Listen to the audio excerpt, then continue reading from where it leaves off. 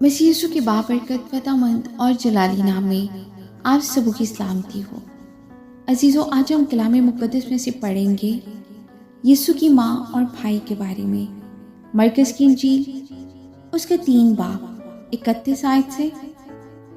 پھر اس کی ماں اور اس کے بھائی آئے اور باہر کھڑے ہو کر اسے بلاوا بھیجا، اور بھیڑ اس کے آس پاس بیٹھی تھی، اور انہوں نے اس سے کہا، دیکھ تیری ماں اور تیرے بھائی باہر تجھے پوچھتے ہیں۔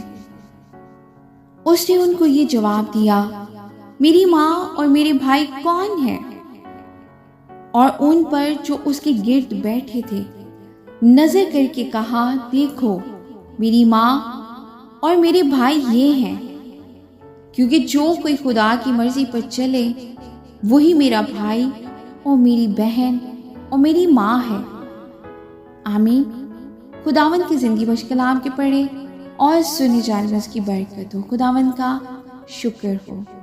عزیزوں، آج کے کلام کے وسیلہ سے خداوند ہم سبوں کو برکت دے، اور ہم سب کلام کے پڑھنے یا سننے والے محض نہ بنے، ہم کلام پر عمل کرنے والے بنے۔ آمین۔